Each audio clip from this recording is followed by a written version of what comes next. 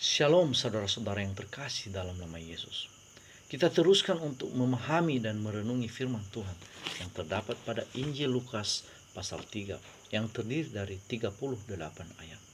Firman Tuhan ini sangat memberkati saudara dan memberi pelajaran hidup kepada kita. Di mana ini tertuju kepada kita para pelayan dan para umat Tuhan.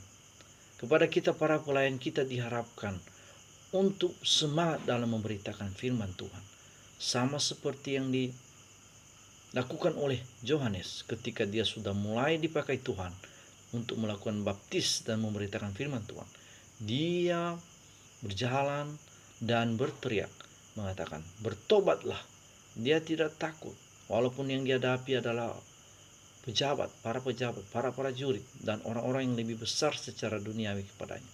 Dia terus meneriakkan apa yang benar di hadapan Tuhan. Dan jangan ada ketakutan sedikit pun pada kita kepada para pelayan.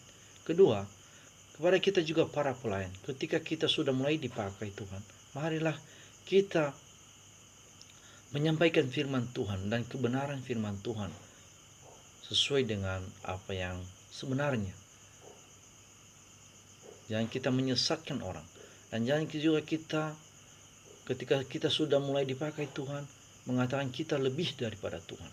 Kita contoh lagi Yohanes di sini, di mana Yohanes ketika melihat Tuhan Yesus, dia mengakui bahwa Tuhan Yesus lebih daripada dia. Ya, dia mengatakan, saya tidak berhak untuk membaptisnya sebenarnya. Membuka tali kakinya saja saya tidak bisa. Tapi karena itu sudah menjadi kehendak Tuhan, maka dia diperkenankan. Terkadang ada juga pelayan Tuhan, para hamba Tuhan, ketika dia sudah mulai diterima dan mulai bisa memberitakan firman Tuhan, dia mulai menyombongkan diri dan mengatakan bahwa apa yang saya lakukan ini bukan lagi berasal dari Tuhan, tetapi kekuatan saya sendiri, sehingga dia dipuji oleh warga jemaat. Kita jangan melakukan hal yang seperti itu. Itulah perjalanan kita kepada khusus para pelayan firman Tuhan. Kepada para hamba Tuhan yang lain juga, umat Tuhan, ya.